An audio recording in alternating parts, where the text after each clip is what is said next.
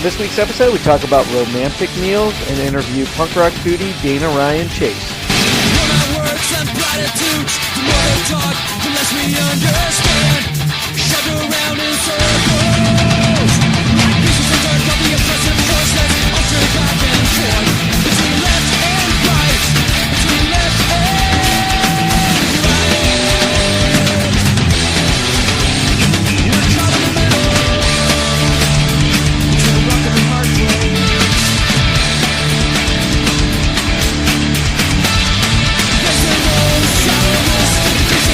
Social standards between themselves and the people they're supposed to represent.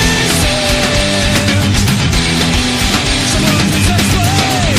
Tell me where's that welfare state that they speak so highly of? Yeah, tell me where's that welfare state that they speak so highly of? Do we need more people living on the streets? Do we need more people living on the streets? Before they'll open up their eyes. The lesser of two evils, vote for none of the above. Do we really have a choice anyway? Should we choose to do the lesser of two evils, vote for none of the above? Do we really have a choice anyway?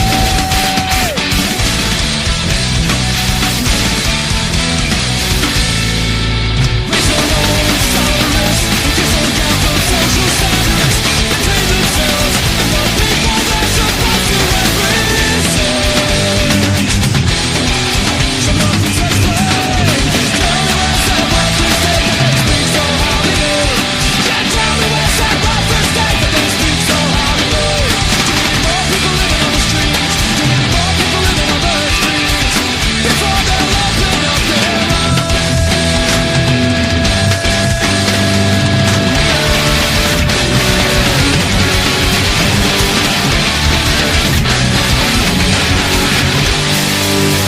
Welcome in once again to Punk Rock Foodies Radio, coming at you live from downtown Mattersville at the Vicious Pig Saloon. This is your one-stop shop for everything punk rock and food. And now, your hosts, Steve Guerrero, Skate Rat Betty, Brian Reinhardt, and the asshole in charge, Xander T. All right, that was the Satanic Surfers with Worm Out Words. You're listening to Punk Rock Foodies Radio, coming at you from the Vicious Pig Saloon in downtown Mattersville, and I am the asshole in charge of Punk Rock Foodies, Mr. Xander T. And with me today is... Skate Rat Betty. Yes, and Steve Guerrero here, holding it down as well. And Mr. Brian Reinhardt is not with us today. Booze sick. The beer flu. Yeah. You know, they say hair of the dog. I'm surprised he didn't want to show up at the bar, though. But You can't spell pneumonia without IPA, so. that's clever. Wait, I have to think about that one. You're right.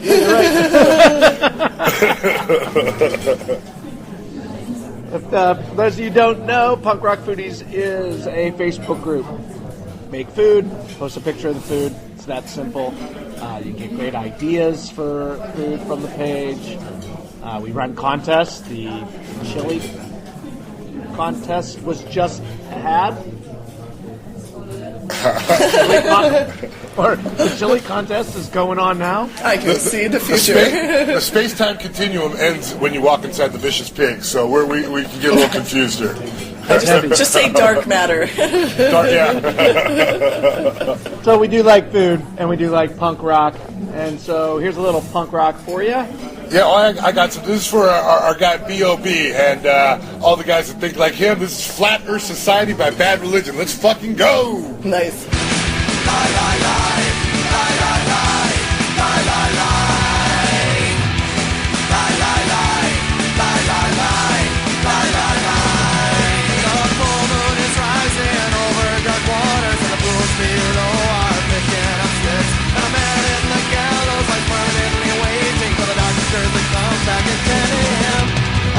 Society is meeting here today, singing happy little lies, and a righteous Humana sailing far away with brave determination and no destination. Lie, lie, lie, lie, lie, lie, lie, lie, lie.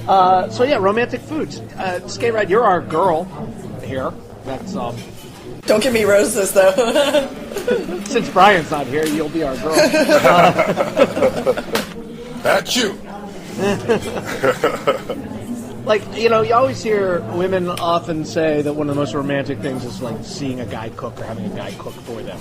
Oh, for sure. I mean, almost as sexy as doing the dishes. Because I'm married, so now I'm like, oh yeah, do those dishes. But I gotta tell you, like, Valentine's Day is one of my favorite holidays. But I am not an aspect, like, I really don't enjoy the, like, going out aspect of it on Valentine's Day. I do stuff, like, a few days before, a few days after. I cannot order anything just off menu as it comes, so a prefix menu, like, doesn't really work for me. Especially when they're, like, no substitutions. I'm like, shit. Yeah. But, and so, to be quite honest, we usually just pick a day, or, like, we're going to go see Shenanigans in Orlando this year for the 20th. That's the weekend after. So we're going to go, do some fun stuff while we're there. But yeah, I mean, romance can be defined in so many ways, but watching a man cook is a good thing. And honestly, like, eating food, when I plate food, I'm like, oh, that's sexy. Like, food is crazy. Your senses are nuts, and just like eating food, tasting food, and there's certain stuff that with food, it's kind of I don't know too many things that hit you on all five senses like food does. Like, you can touch it, you can taste it, you can smell it. I guess you can hear it cooking, like bacon. Yeah, you can. There's an argument for that too. So, yeah, it really kind of, it's a sensual, thing. And, when you got that plate, and that plating's really pretty, and it could be, better than a bouquet of flowers. My wife would say that in a heartbeat, Yeah. But I feel, though, in that case, like, yes, looking good, you're right, it can definitely look like, well, that's amazing. But if that taste isn't there, that can shut it down. Oh, yeah. Ooh, yeah, absolutely, dude. Absolutely. But no, it's nice when you get a dish that hits on all the senses. There's one dish that I want to talk about. There's a restaurant called Cha-Cha's in Brea. And it's Mexican food, but it's kind of a nicer upscale, like a little elevated style Mexican food. And they have this one dish there. It's a wood fire carnitas. So it's like a carnitas, but it comes in this little like clayware dish, and they wood fire it for a few minutes, and it just has that smoky taste where the edges get all crisp, yet it's still juicy and tender. And like that, it's a perfect little like plate that comes out. And you share it with your date or whatever. And it's just it's such a nice it's well presentation. Smells amazing because you just get that wood smoke that's just coming off the meat, and it's carnitas, so it's right. It's good stuff. So can't go wrong with carnitas. No. It's Mexican food when it's elevated, sometimes it doesn't work, and sometimes it's like, whoa, okay, that's the way to think it through. And this is one of those dishes. It's like, wow, that was brought up to a nice level, very elegant, but yet still kind of rustic and homey. Yeah, because I think Mexican food, just like Italian food, it's one of those, the basic ingredients, keep it simple, and it's delicious. Yeah. So when you do try to, like you said, elevate it, you really do run the risk of fucking it up. But I can see the depth, though, that you get instead of doing it just like, in your oven. So, yeah. Yeah. I know you like those crispy edges, Jen, so it's yeah, I was just thinking, shit, why haven't I built that? Oh, yeah, I don't own this house. Yeah, but I need to build one of those pizza ovens. I mean, it's going to be an everything oven, let's face it, but I love pizza, yeah. Oh, wouldn't that be great to have one of those? Just nice. Oh, yeah, that would be. Yeah, which brings me to another restaurant that I want to talk about real quick. This restaurant called Arc, and they do everything wood fire, like in a big wood smoker thing. And man, we went there once. It wasn't Valentine's Day, but it was one of our rare date nights when we were away from the kids. And, dude, they had some amazing dishes. They had smoked meatballs was like one of the dishes we got. So it's just this plate of just these big, beautiful meatballs, this great red sauce and cheese, and it just came out. The cheese was still bubbling on top, getting that nice brown. And yeah, I mean, you sit there and you're just like, they're like, don't touch the dish. Like, whatever you do, don't touch the dish. And you just kind of wait for it to kind of cool down. You just smelling this just sweet. I'll sacrifice the top of my mouth. Nope, don't care. Yep, sorry. You talking about melted cheese? Like, I can't wait. I'm always just like, this will suck tomorrow, but for now, it's awesome. Oh, melted cheese, especially like when you like get the fork and you go into it and then you pull it up to see how much elasticity the cheese has. See, this is why I brought a snack this time. I used to work in a restaurant, pizza place, and that pizza would come out. It was like molten lava, but it looked so fucking good, and I burned my mouth like every time. Finally, I just started putting it in the beer cooler for like flash 20 seconds. Yeah. And then I would eat it. But yeah, that cheese, melted cheese. Melted cheese is a sexy thing. Melted cheese is a sexy, sexy thing. Man, you melt some brie in a burger, I'm your best friend. Yeah. So you talked about skate ride. You talked about the prefix meals and how you know that's not one of the things you like to do. I've only ever done that once in my life, and I was okay with it. Like I just went along with it because, well, that's what we were doing. Yeah. But what is something like? What it would be? Something you would consider a romantic dish? Like you always see like people do like lobster on Valentine's Day or something. Like I don't see that being. It just has that like it has that connotation to it, but it really doesn't matter because lobster's good no matter what. To be honest, I'd imagine you want something light, but I mean once you start talking about like drawn butter and stuff, like any light I think has gone out the window. But I mean if you're smart and you've been married like 10 years and shit, then like I think there's a little bit of action before you go out to dinner, so at that point you just fucking stuff yourself. You come home, you lay in the bathtub, and you groan for an hour, and then you go to bed. Like, it's when you're done, there's no pretense of Netflix. It's just, Mike, really has like impressed me this year with his cooking, and honestly, sometimes it's like the simplest thing, like when I'm having a shitty day and he makes me breakfast and he's really just peeling me like an orange, but he makes it pretty and puts it on a plate and like draws little patterns in the honey or what the fuck ever. You know, like stupid shit that he knows that I like. He'll be in there for 20 minutes and I'm like, oh man, I gotta get something to eat. He's like, don't come in here. So, you know, like I think honestly sometimes it can be the little things too. I feel like for Valentine's Day we most of the time go for steak. Sometimes we'll do like a surf and turf, not necessarily lobster, but and a lot of the times we buy like the best cut of steak we can get and bring it home and cook it because I can go out and spend $150 for dinner and still not get as good a steak, you know what I mean, as I know I'm guaranteed to get, even spending like $50 and coming, you know, and honestly sometimes when I go out and it's a holiday, it's really crowded. I'm not really sure how romantic that is. I don't really like people to hear my conversations, honestly, in public. Or hear other people's conversations. Yeah. I don't want to hear about that wart on your ass while I'm like, oh, honey, this is such a romantic dinner. Oh, dude. Or see the young guy pathetically trying to like get laid and like, just fishing it out there so hard. Oh, sweetie, what can I do? Can I pull your chair out? Or the guy who proposes and she's like, no, but can I have dessert now? Like, you know, there's always one. Yeah. You got that check, right? What you know, you say that about the steak. Like, I think that would be the way to go. Like, obviously cook for yourself. I mean, cook.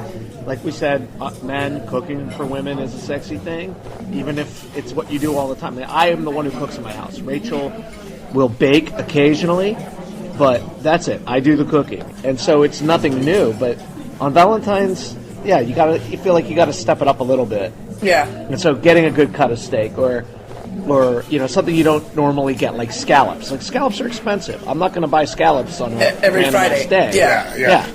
Or dolphin. You know, dolphin. We love fresh fish. If I'm not out on the boat this weekend, though, I'm not going to go to the store and drop $30 every Friday on. Right. So shark or something. Yeah, so it is nice to splurge, and I find that sometimes my dollar goes further on the actual holiday if I stay home and cook. And sometimes it's a weekday too, and my husband isn't going anywhere on a fucking weekday.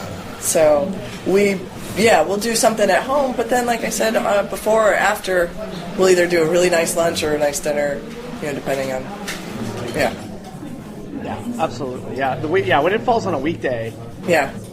I feel that's when you can easily go out on a weekend when it's not Valentine's Day and say, this is our Valentine's dinner. Well, and some places are smart and they run their specials like all week, you know, so you have like a Friday or whatever to get in, you know, but the stuff like, you know, grilling at home is great because if you, let's say you have a man or a girl or whatever who doesn't cook, a steak is not a difficult thing. You don't even have to have a grill if you have a skillet, you know, pretty much of any kind. I prefer the cast iron, but steak's only hard to cook if you're on Hell's Kitchen as a contestant. For sure. They clearly change the ovens and grills every week because you don't ever fucking know how long to cook a steak for. Yeah, right. It's like cooking on my stove. Shit. It's just got to be nerves, right? I mean, I know they don't pick the top of the top for Hell's Kitchen. Like they pick like kind of people that are gonna kind of flail anyway. But I mean, it's the pressure with the lights on and you know, all that shit going on. That's got to be nerve wracking. Absolutely. I got to tell you too. I don't want to count like out of 10 how many perfect like eggs I can fry up. Either it's not 10. No. but I'm not on Hell's Kitchen either. Thanks. So, Damn. But you're right. Cooking a steak isn't really that hard. I mean, yeah, you could fuck it up. You could overcook it. But you know, if you like it, you know, overcooked, then good for you. You know, I mean, you really can't fuck it up. Well, and it's just something I do like when Mike and I cook together. We enjoy it. We have a good time. Half the time we put on Punk Rock Foodies Radio and listen to it. The other time we put on, like, you know, slow jazz or dancey stuff, and then we fart around. But, you know, like, it's fun, and I am so stoked now that he is taking more of an interest in being in the kitchen. Like, it used to just be my domain, which was great because I really like having adventures in the kitchen, but shit, like, it is fun that it's something we can share. So, you know, I like spending time with my significant other. He's pretty fun. So the fact that we could cook together, like doing steaks, doing simple stuff is really great to include everybody. If you have kids, they can help, you know, there's making salad, set the table. Dude, my daughter is in love with hanger steak, dude. We introduced her to it, and she calls it the juiciest steak ever. So, like, we're like, hey, Sophie, we're going to have steak tonight. Is it the juiciest steak ever? I'm like, nah, it's like, it's not hanger steak this time because I can't afford that all the time. But it's great that she likes it. And that's one thing that me and my wife like doing. Like, I'll cook the steak, and she loves making sauces. And sauces is a way to make, you know, something pretty into something really sexy. You know, like a nice charred steak with like a beautiful, vibrant pesto sauce on it or something like that. It's just like, oh man, yeah. There's chimichurri. Yeah, there's another dish that my wife makes, and she hasn't done it in a while, but she makes a yellow pepper pesto with the yellow bell peppers instead of. Fun. Yeah, and we usually do that. I think on Yellowtail or something whenever we can kind of get our hands on some. But oh my god, that sauce! It's so pretty because it's still got the green flakes of, I think it's cilantro in there, or cilantro, and it's just it's a nice looking presentation. Yeah, well, last Valentine's Day I did scallops, and I made it was a pomegranate reduction, like almost like a glaze, like a balsamic glaze, but with pomegranate juice. Ooh. And it was sweet and tart at the same time, and with the scallops just lightly seasoned and then just pan fried. Oh my god, it was so good. Yeah. Couscous on the side. That sounds good. Another sexy dish that I like to make, because it's one of my favorite to eat, is ahi. Getting an ahi steak and searing that bad boy, and just getting some nice like a Cajun kind of rub on it, but searing it so it's just got that like slight gray on the outside and then just super pink and just vibrant on the inside, where it melts in your mouth, but you still get that crusty edge. Oh, damn! I haven't had that in a while. That sounds so fucking good right now. I got to do more seafood. Yeah, we were watching Top Chef or something last night, and all they were making was like ceviche left and right. And I'm really surprised I didn't go out for lunch today somewhere with seafood. Dude, I saw the movie Chef over the weekend. I hadn't seen it, and I was like, "Oh my god, dude! I want a cubano sandwich so bad." It just was it good? It's on my queue. I was curious whether or not to waste 3 hours of my life, which seems to be shortening. It's totally cool. It's got a great cast. Leguizamo is amazing in it. Sophie Vergara being like the chick, kind of okay, I guess I'll buy it, but she's good in it. But it's great. It tells a great story, and it's actually a great kind of like father-son bonding, rite of passage kind of undertone to it too. So it's really a good, well done movie. Great, yeah, cool. Yeah, I liked it. And plus, they show all these close-ups of like him cutting up the food. So like in the first 10 minutes, you're just like, oh, I should have eaten before I watched this. That's like when I watch Ratatouille. Every time Ratatouille's on, I want to cook something and drink wine. It's like, doesn't matter. That movie's great too. Yeah. But all right. Well, let's listen to some more music, and we'll come back. We'll continue talking here about some sexy foods. I got a little Pennywise for us, off of my favorite Pennywise album, Unknown Road. This is the song "Nothing" on Punk Rock Foodies Radio.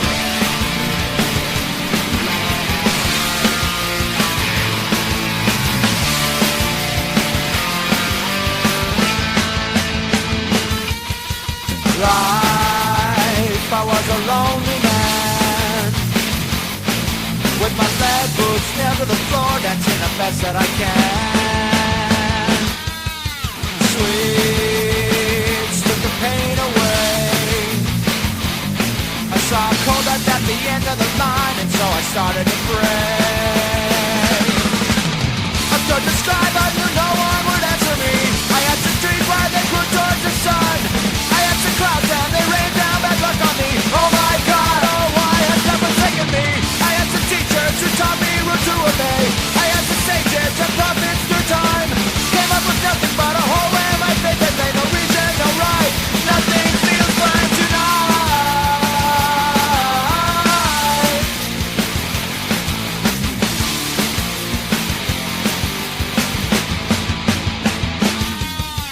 Cry. Was a price to pay. I found the whole world as guilty as I, and took the danger away. Hate, it was so easy to do.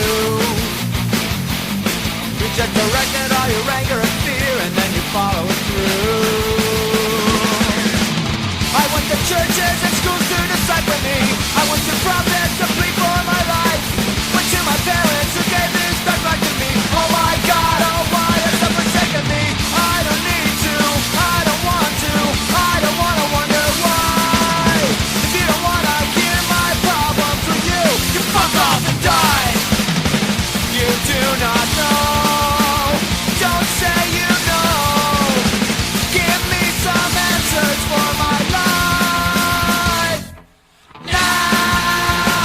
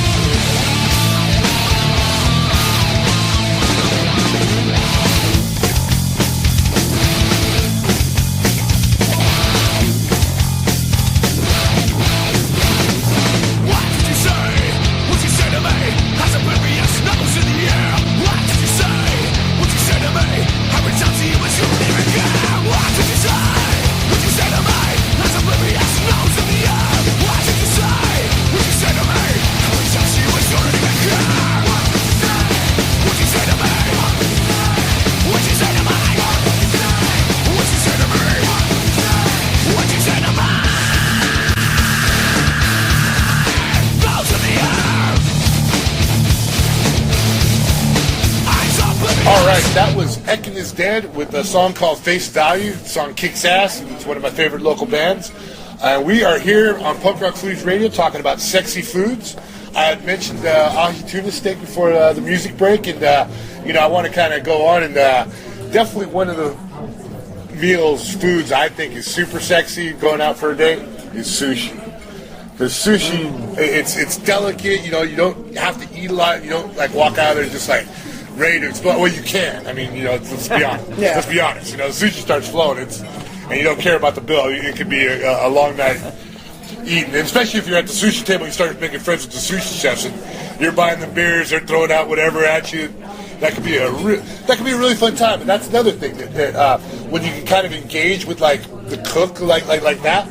That's pretty cool, like doing like a hibachi, like hibachi Benihana style, where it's just like this interactiveness, and the people that are serving you have like great personality, they're funny, and who doesn't enjoy a little laugh with food and when you're having a good time, Well, and for all the people on first dates, man, worried about awkward conversation, go somewhere where the third guy talks the whole time. Dude, that's a big weight off your shoulder, dude. And they're entertaining too, whether it's the sushi chef or the hibachi chef. Like, really, that's stuff you don't even have to be a chef. I think that's I can never get enough of when he throws an onion into his hat. That's just rad. It's the little things, man. It's just fucking cool. Well, that's like doing one of those like tasting menus, like a chef's tasting menu. Sometimes some of those real fancy restaurants will have like a table in the kitchen specifically for that event. And I mean, it costs. I know there's one in Frederick, Maryland. The restaurant's called Volt, and you guys would know the chef. Voltaggio. Yeah. And it's like $150 per person, and you get like a taste of like 25 different things that are on the menu, and you're right there in the kitchen, and it's. And you it's pay to sit in the kitchen? Yeah. I don't even want to eat in the kitchen when I work in the kitchen. Well, it's not like some of the shitty places we've worked. No, probably probably not. You're up against the aluminum table being pushed by busboys, I mean, and I've worked in like a couple of nice places, but not like Michelin star type places. Yeah. No, this is damn. Yeah.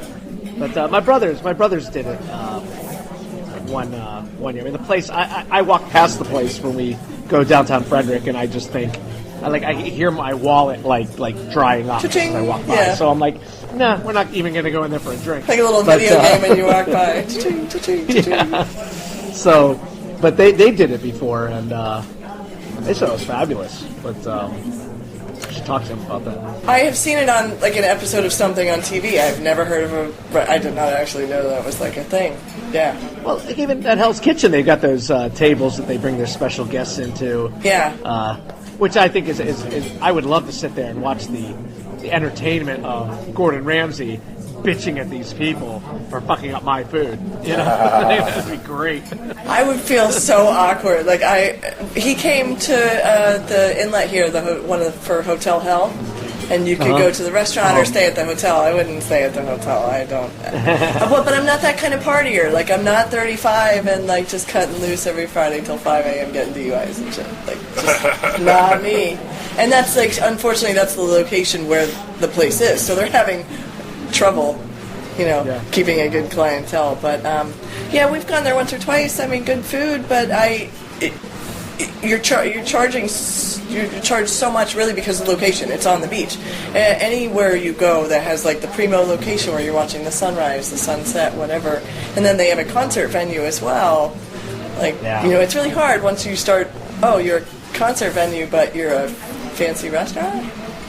So that doesn't work. No, it gets. I mean, it reminds me of in college when I worked at a pizza oyster bar.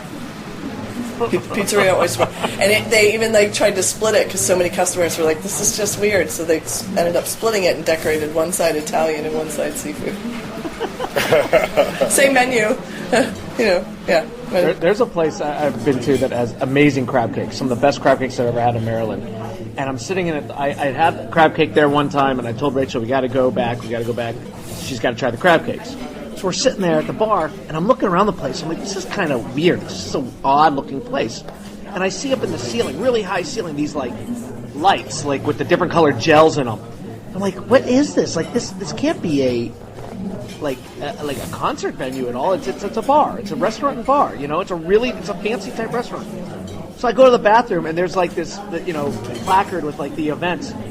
After like 7 o'clock at night, it becomes a dance club. I'm like, this is so weird. Like and then it made sense. The lights come down and there was that big open area. It was like, oh, all right.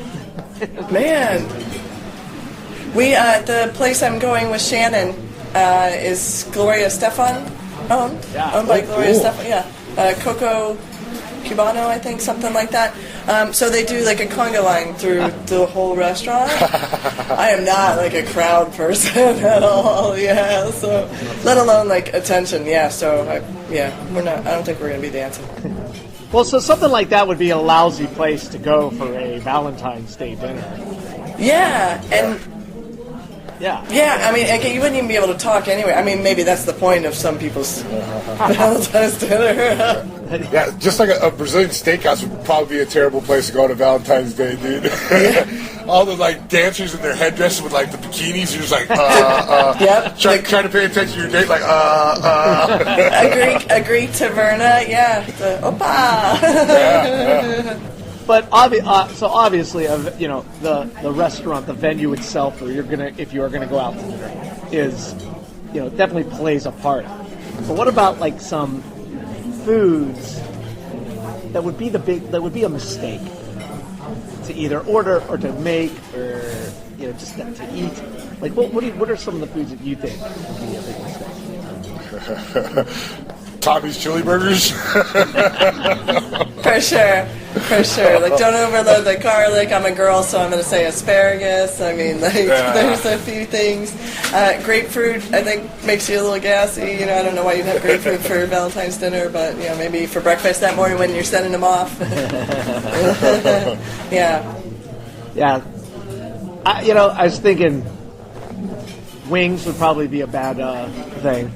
Yeah. Yeah. You're messy. Ribs, you're getting all messy. And Yeah. I'm not sure why oysters are. well, oysters are supposedly an aphrodisiac or something, and so again, you're the only one of us that likes oysters. So, And I do, but I don't know. Yeah, I just don't see them. Like, if I was doing shooters, actually, I would probably think that was sexy, but I don't like. you know what it is? I think it's if you're eating it with your hands. Yeah, you're okay. eating with your hands. It's Yeah. just you're not a kid. I mean, obviously, yes, ribs you eat with your hands, wings you eat with your hands, oysters you suck it back. I use the fork. Or but even if you put it on a cracker, you're using your hands. It's just not. It's not sexy. It's not attractive. Nope. Half the time the shit's hanging out Yeah, your mouth. exactly. You got You like look like a grit mess. you got to pull out of your teeth. It would be like popcorn. Oh no, I don't think so. Well, like it's not. Yeah. Yeah. I mean, it'd be like peel and eat shrimp. Here you go, honey. Now here's 40 lemons to try to get that stink off your hands. Like, that's a real date. No, but I feel like there is certain things that are maybe a little bit more, off the books for like a romantic. Anything you gotta wear a bib, just maybe rethink that. But then you go back to the lobster when you're supposed to wear a thing. Who the fuck were you? And you get that lobster in half, and if you do it right. I'm lazy. I like the tail. I don't like whole lobsters. But I don't eat crabs either, and a lot of people think crab meat is sexy and stuff. Again, once you start eating like drawn butter, I can't imagine that you feel like sexy. Wow. Yeah, your hands. You're getting your hands. Yeah. I mean, what are you gonna do? Get out the shit all over your hands and wipe your mouth and reach Come here, your hand baby. out? Yeah, let me hold your hand, honey. Like, Yeah. Put your arm around it and leave like greasy fingerprints on your shoulder. Like, that's just not cool. to look like the Soul Glow couch on. And that's actually one of my complaints for like a hibachi restaurant as far as like a date.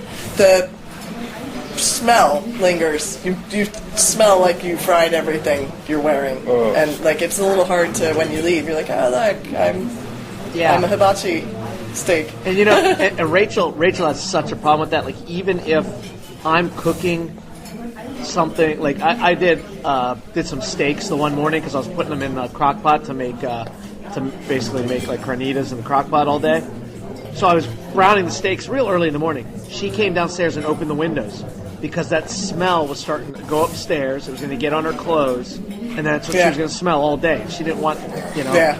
She said she opened her book one day at work, and all she could smell was the chicken I made the night before. It's like, okay, I get it. It's not, not that it wasn't appetizing, but it's not what you long want. hair too. If I walk into like a KFC type place or anything, oh fucking forget it. I have to wash my hair. It's damn. Yeah. Yeah, when I had long hair and I was grilling a few times, I'd wake up in the morning, my hair would be in my face and just like would reek of like smoke, and it's like, oh. Yeah. Kind of overpowered, especially first thing in the morning. Oh yeah, I used to take showers at like 4 a.m. from bartending when I had long hair, just because it would fill with cigarette smoke. I'm not gonna crawl into bed with anybody with my hair smelling the cigarette smoke when they don't smoke, Yeah. You know, it would be another unsexy thing if not so much a meal or a dish, but if you go to a restaurant, you brave it there. And you make it, and you're dressed all nice and everything, and then you get a table by the fucking kitchen or the bathroom. Yeah. Or the screaming baby, because who brought their baby on Valentine's Day. Somebody couldn't get a babysitter, and you don't get the window seat, you don't get the view. No, you get the front by the hostess desk or the traffic we're coming in and out of the kitchens right next to you. The extra 2-person table they just set up that evening because they lost your reservation. Yeah, absolutely. Oh God, another reason why Valentine's Day is amateur hour. So. Well, and I gotta say too, like if you're out and you're on first date or something, something incredibly not sexy is if your date like is shitty to the service. Like, hey, if somebody fucks up your food, by all means, talk to somebody, talk to the kitchen, talk to somebody if you have a problem, but don't be a dick to your servers for no reason in front of your date to try to impress them. It doesn't work that way. Yeah, you look like an asshole. Yeah, and when you tip, tip. But, yeah, I think sometimes it bugs me that you can clearly see people who are on a first date, and every once in a while the guy is like flirting with the waitress, or he's, you know what I mean? He's just like, oh, servers so below us, and they're like, oh man, and you can see the girl like rolling her eyes, like, man, I'm not going home with this guy later. Yeah. So yeah, I mean, if you're not nice to the service staff around you, you're probably not all that nice. I think one of the things, and I can't quite place my, what food specifically, because I guess it all depends on the person, but, if you eat anything that just makes you feel fat, after, and I know apparently fat's not a feeling, but when you feel fat. It so is. Even if you didn't eat too much, it's just whatever it was real heavy, and you're just like, oh, I'm done, Or you get that, almost like, it feels like you got a burp in the middle of your chest, but you can't really burp. But you're like, it's like you just like this gas bubble that just you're done. And there's no recovery from that. It's just like you got to sleep it off. I was just gonna say, if nothing else, you get tired and pass out. Yeah, exactly. I mean, you might burp and get a good burp out, but it's all coming back. It's not like it's just one gas bubble. Yeah, it's just gurgling under the surface. I will say, normally I'm a beer drinker. When I go out, I mean, always when I go out, I get a beer. But on the fancy night, like if I'm going out for Valentine's, or I usually will get a mixed drink of some kind. I don't know why. It's just Mike does that. Yeah, like a gin and tonic, or if it's the wintertime, I'll get like a Manhattan or something. But I love me a good old fashioned. Yeah, old fashioned. Mm-hmm. Oh, that's a fucking good drink. Yeah, the bar I worked at, the owner loved old fashioned, so he would always have me making them. And so I really cut my chops real well on those and got different kinds of different techniques, different takes on them. So good old fashioned. Do you agree or disagree that the ice is the key to an old fashioned? Absolutely. Absolutely. Yeah, because I've had old fashioned a few different places, and you can totally tell the difference when they use the right kind of ice cube to one big block. Yeah. Oh. Very nice. Now I want an old-fashioned. Waitress? I know, I kind of do too, yeah. Give me an old-fashioned and a shot of whiskey while I'm waiting, please. Another sexy drink I had was, I forgot what kind of drink it was, but it was garnished with, what's the liquor? I think they were Sambuca gummy bears. Ooh. Yeah. I think it was like a martini or something, but it was like, with Sambuca gummy bears. Oh my god, those were fucking good. So like gummy bears soaked in Sambuca? And then you said it was garnished, like they were in like a toothpick or... Yeah, something like either like that or they were bigger than they were on the rim. It's been a while, it was like a few years ago. But I definitely remember having them. My buddy was a bartender, so he let us leave with like a little container full of the gummy bears, nice. which is great. Yeah, they were tripping. It was so good. It just like you didn't expect it. You'd like taste it, like boom. Oh, there's the alcohol, and it just melts your mouth. Yeah, because I've heard about that with the vodka, where you put them in vodka and then you Jello shot almost. Oh no, I'm out of gummy bears. I just wrote down gummy bears. So yeah. Gummy bears, nice. That was my snack. I mean, I had blueberries too, but they don't count.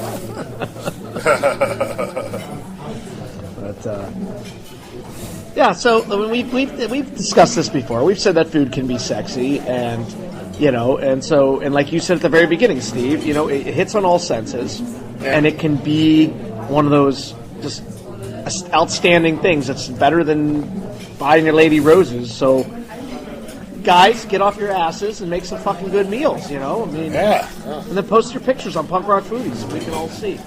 Yeah. Treat the ladies right. Ladies, you feel free to make a nice dinner for your man too. I mean, it's all good. We like to see what you guys cook out there. Absolutely.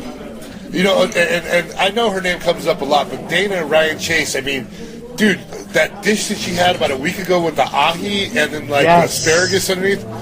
Oh my god! Yes. That was holy crap, dude.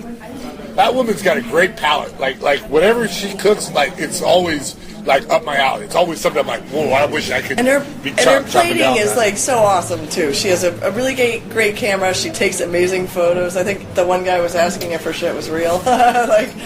She And she works it and uses all kinds of different serving vessels too to complement what she's serving. And she's a really creative person in the kitchen. I'm glad she's one of our for sure. Well, and she's always had good taste too for artsy stuff as well as food. When I knew her, when I used to do alterations for her dry cleaning, she would make pound cakes, and they were so popular she started selling them for a year or two. So she really knows her food. So. I am excited for them to move back down here. They, I know they had to pause a little bit their search to come back down here, but it would be super great. She's really a good cook. It would be nice to every once in a while I invite people over and they're like, "Yeah, I don't really cook like that." I'm like, "Well, but you don't have to. I eat fucking chicken tenders and stuff too, man. It's not you don't always have to, And shit, some of my fanciest meals are the easiest ones to make. Sometimes the one that took the longest come out the shittiest looking and." Still tastes good, but Yeah. Well, let's see if we can get Dana on the phone and we can talk to her a little bit. No, that's a good idea. I had asked her when she was down here last time. I had asked her if she would want to do a thing, and she was like, "Oh," but I was serious. So I'll ask her again. And yeah, let's see. I owe her. Actually, I still owe her a prize from. There you go. What did we do? The last thing we did, I owe prizes for. The birthday right? special, yeah. And Steve, I still owe you your prize for the birthday. I should just bring it to the Vicious Pig instead of shipping it. So, but all right, well, so let's see if we can get her. Skate Rat has got to get us a little playoff here, and we'll get to that interview. Well, we were talking about unsexy foods, and let's just say you didn't listen to any of our advice, and you went ahead and ate some terrible things, and now you're in the doghouse, and your wife is mad at you, and, boy, bitch, is my dinner ready yet? I've got Politically Correct by the Vibrators.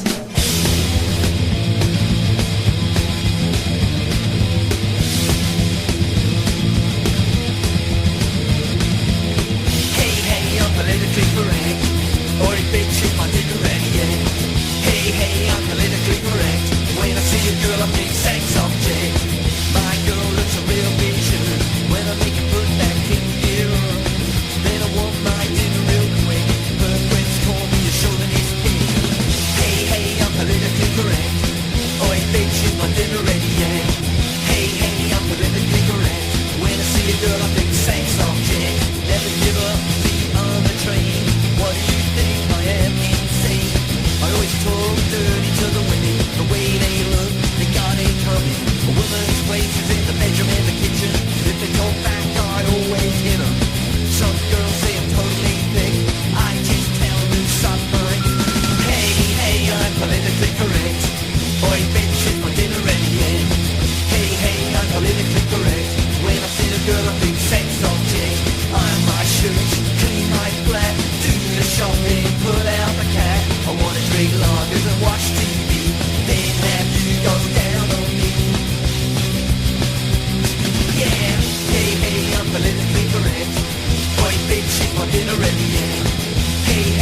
politically correct. When I see a girl, I think sex object.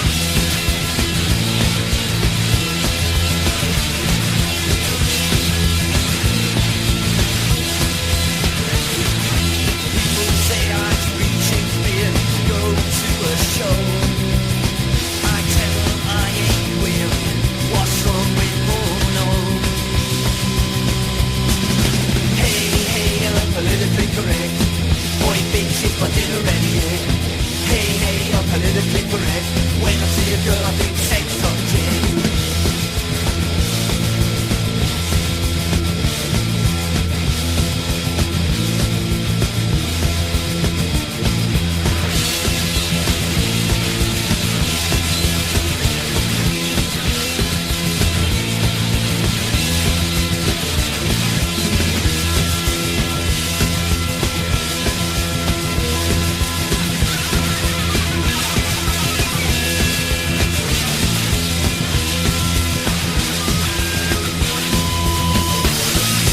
This is Savvy Nicole from Feed the Scene Denver, and you're listening to Punk Rock Foodie Radio.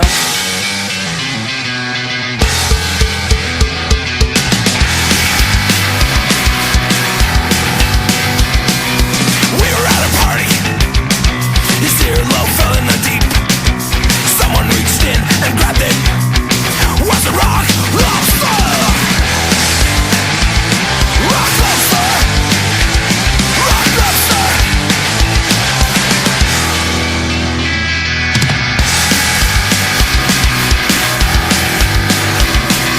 We were at the beach. Everybody had matching towels as somebody went under a dock, and there they found a rock. It wasn't wrong, my friend. What's the rock? Lobster! Rock lobster! Rock lobster! Rock lobster!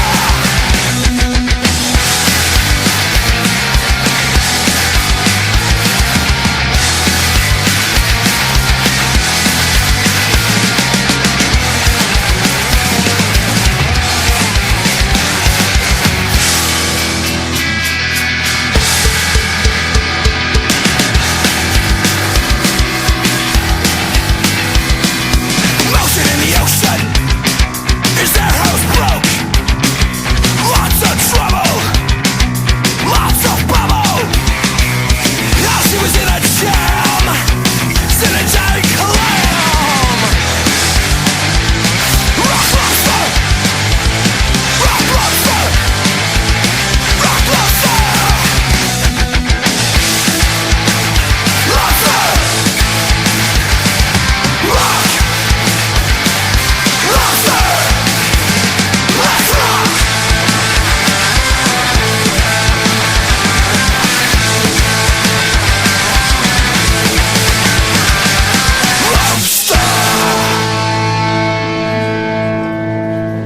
Awesome. That was the Brixton Robbers with their cover of Rock Lobster. And speaking of lobster, let's talk now with Dana Chase, who I happen to know is a great seafood cook. How's it going, Dana? Hey, Ingrid, how are you? I'm good, good. It's so good to have you here. Oh, thanks. You're a member of Punk Rock Foodies. You were also the second place winner of the birthday games we had. So Yes, that was fun. I loved the contest. yeah, the contests are really fun. Always a great way. We love to have the members get involved. I know you've been a member over a year now, I think, right? Yeah, just about. Well, and I met you too, and I'm from Florida, and I had met you here when you lived in Florida. We were living on the island, and now you moved to Massachusetts. I see you still cook great seafood, obviously, but Oh, thanks. Living on the Cape, we have such availability to a lot of fantastic seafood, particularly shellfish, and lobster's great up here. And so, it's nice to have that availability. yeah, some of your seafood dishes are just, and I often think, oh, she moved up north. I wonder if she misses the beach and stuff, and then I forget, and I see your pictures, and I go, oh no, I think she's okay. Oh, I do. I miss it all. There's, a lot of things I can't get up here that I really miss down there, like stone crab claws. Oh my gosh. I love those, and, we don't have anything like that up here, but, we have piece of fish, some that you guys have, but some that you don't. And, different things like, a plethora of our shellfish, clams, oysters, mussels, scallops, things like that that are kind of, a regional thing. But, it's fun. What's your favorite that you get up north now? Like now that you've been there a little while and you've had time to, I'm sure sample a few things. I'd probably say, we eat a lot of seafood, and the lobster's so cheap up here. We do that, a couple, maybe once a month or so we'll do lobster. But, I've been getting on a swordfish too lately, and it's too bad that the weather's not conducive because I love to put it on the grill. But, yeah, we do a lot of fish tacos with the use of cod.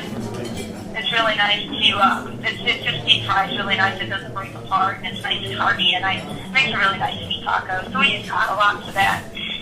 Well, and there's probably a lot of stuff up here too. The oysters and scallops. The fried food is really big up here. A lot of clam shacks and things like that. So that's something that's really popular around here too. Well, I think some of those smaller items like clams, it is popular to fry them or to do like the soup, the hearty soups and stuff.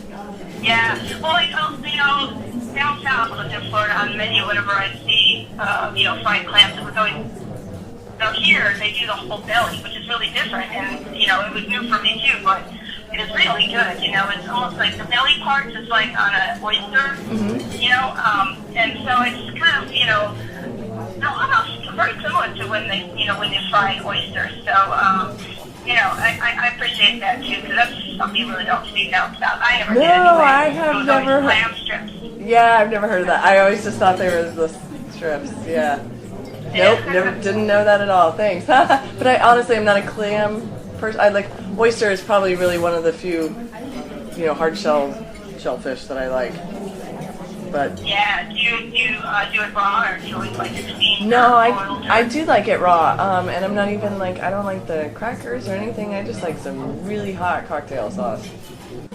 Yeah. And then you just run them out and suck it down, right? Yep. Yeah, that's cool. What's really fun around here too, though, is that we can, we can harvest them ourselves, when it's in season. And we don't live close to the beach at all. I mean, the Cape is just, it's unbelievable how much, how the body of water is around. And so, it's a short little walk for us to get down to the beach and pick up clams or grab a couple of oysters. You always see shows on the beach all the time from, beach stores, just, collecting them and eating them right on the beach. It's pretty popular here, too. I have seen it in the little baskets and stuff they use when they dig, and really looks like fun. I think that I tried to do it somewhere here in Florida once, and was just not. I think not really what I had hoped for, but yeah, but yeah, no, it looks super fun, and I mean you can have I think in some places you can have your clam bake right on in the pavilions or whatever on the beach or. Yeah, the clam bakes. Oh yeah, that's a lot of fun. You can put it in the ground with seaweed like they do pigs, Yeah. Yeah, or like a big clam boil, And it's just a menagerie of all kinds of seafood, and potatoes and corn, and then just filled out on the big, picnic table. That's just a real New England thing here. Nice. Well, and I have noticed that along with some of the seafood differences that there's probably a little bit of veggie differences too, because I noticed your gardens and stuff since you've been up there just look amazing. I have tried to grow gardens here, and I have grown them in Colorado, and even though the season is shorter in Colorado, it's amazing when you're not dealing with the heat here how much easier it is really to just grow some stuff. Oh, I know. You're so right. You're so right because, I've always, growing up as a little girl, has always had a garden. And then when I lived in Florida for, 15 years, I would never even think really if I had a garden. I think it really has to do with the scorching sun and, it just seems like you never get it watered enough. But here it's so different. Everybody has big gardens, and it's something we really enjoy in the summertime, and it's nothing better than eating the fruits of your own labor. Yeah. It's fun. We always try to do something a little bit different every year. This past year, we had 28 different varieties of heirloom tomatoes, and then we had a bunch of rogue tomato plants that came up from last year that were killed in. So it's going to be interesting to see what just naturally comes up this year, too. But, we'll pretty much probably do the same. I like to try different, tomatoes every year. And, stuff will start around tax time, putting the lettuce in, and then everything else around the 1st of May, and then about a month after that, the tomatoes go in. So it's a fun summer, keeps you busy. Yeah, I saw your salsas and everything in the little farm stand just looked outstanding. Almost every dish you made, I noticed, especially over the summer, just had tomatoes or something fresh veggies, and it looked so amazing. Other than tomatoes, I mean, when you have so many of them, what are your favorite spring veggies that you're looking forward to? Because I know winter is harder for you guys up there than it is for us here. Well, in the spring, it's nice to plant the lettuce. It's the first thing we can do, and it comes up pretty quick. And once we harvest it, we can usually get a second grow out of it. Plant it right away, and we get a whole second crop. So in the summer, we need to get two lettuce crops, which is nice. But out of the whole growing season, I just say my favorite thing is the tomatoes. But I also like, the eggplant, and I did tomatillos one year. That was fun too, making that tomatillo salsa. And gosh, we do so many different things. Our garden's getting bigger every year. But the tomatoes are by far the best, and that's what takes up, most of the space in our garden is our tomato plants. And it seems to be what everybody wants around here, Yeah.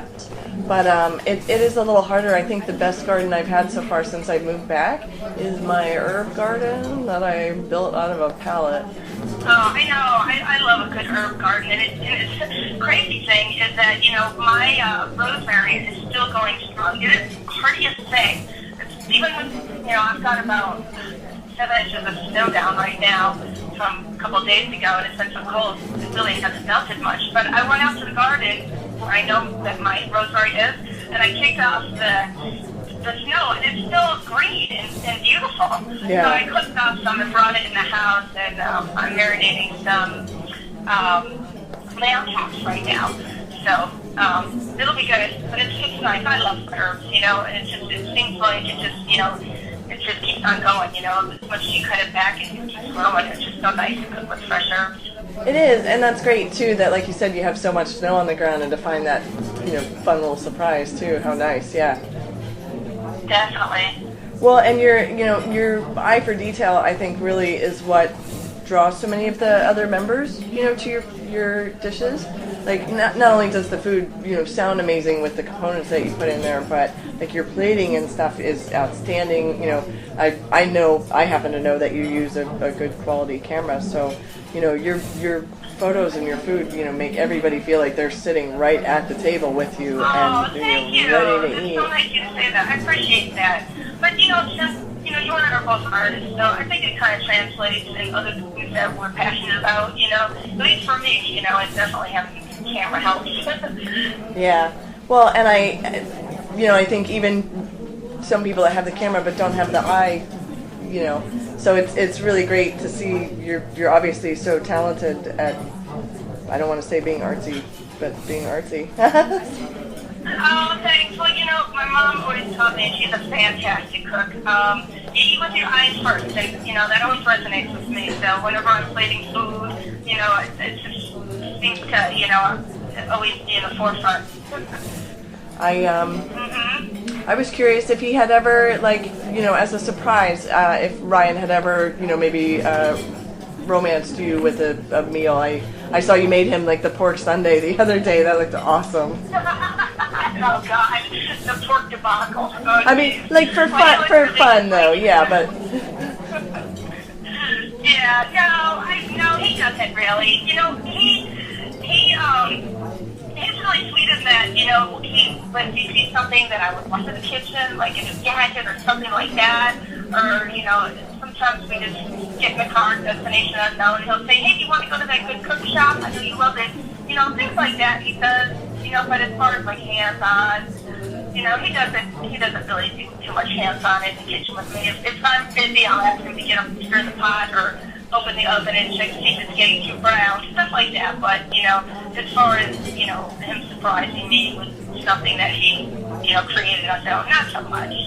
Well, do you guys ever have like a tradition for Valentine's Day where you go somewhere, or do you like to stay home and cook, or you kind of switch it up? Yeah, we stay home pretty much because it's always been our experience that when we go out, you know, anywhere in and around the Valentine's Day, it's so crowded in the restaurants. And then the service is diminished too, I feel, when it's just so busy. So, and ironically enough, his birthday is the day after Valentine's Day. So, you know, I kind of leave it up to him, and he always wants to have a nice meal at home, and I'm good with that because I love to cook, so, you know, it's all good. I usually let him do something, you know, and so this year I'm going to do I think lamb chops. Oh, great! And, I've already started, so I started marinating them, so I think that's going to be good, and I'm going to make him crepes for breakfast because he loves crepes. Nice. Yeah, I think. We do have to. I have to agree with you. Anyways, we rarely do anything on Valentine's Day or the night of. I don't know why a full restaurant is romantic to so many people. I like it, you know. I'm like Monday afternoon at 4:00 when they just open and no one's in there. That's when I want to go if I want to be romantic. I know. Early bird. Kill the sin. Yeah. So. Yeah, I mean, I feel that. I think that's definitely what we're going to do. We were planning on going out to lunch somewhere Saturday the day before. So, you know, definitely just, you know, kind of take it chill. But well, and thanks for talking with me today. I know I know we look forward to seeing what you make next in Punk Rock Foodies. Oh, thanks. I really love the group. It's so much fun, and I tell you, I've gotten so much inspiration. I feel like my skills have improved, and it's fun. It gets you thinking outside your own box, and, you know, it's really great. I really, really love it, and there's a lot of great cooks on there, and it's just really inspiring. It's a lot of fun. Well, and thanks again, and I look forward to seeing you soon in April, and awesome. We'll talk to you soon. Sounds great. And this is Skate-Rap Betty for Punk Rock Foodies Radio, and I'll be leaving you with My Girlfriend's Dead by the Vandals. I once had a girlfriend, but then one day she dumped me, and everywhere I go, people would ask me where she was. I don't wanna talk about her, someone always asks about her, so I tell them all my girlfriend's dead. I say it's leukemia, or something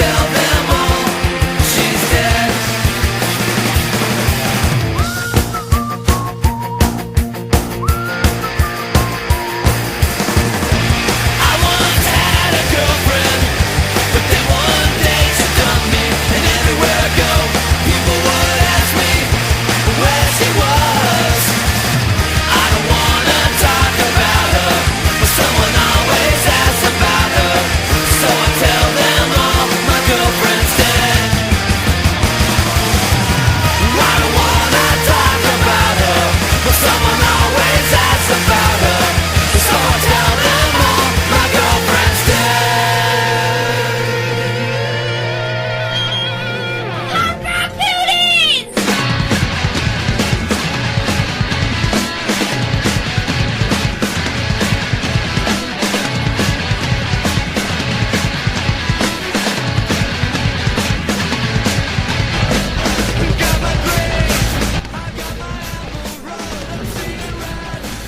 All right, I'd like to thank Steve, Skate Rat, Brian. I'd like to thank Dana Ryan Chase for accepting our call. I'd like to thank the people here at the Vicious Pig Saloon, downtown Mattersville. Always a great establishment. Check out Burning Rose Studios for any of your video and graphic needs. And on Facebook, check out Betty Gear. Of course, come on over to Punk Rock Foodies. Very simple. Make food, post a picture of it. That's it. Nothing to it. Phone 8 to everyone.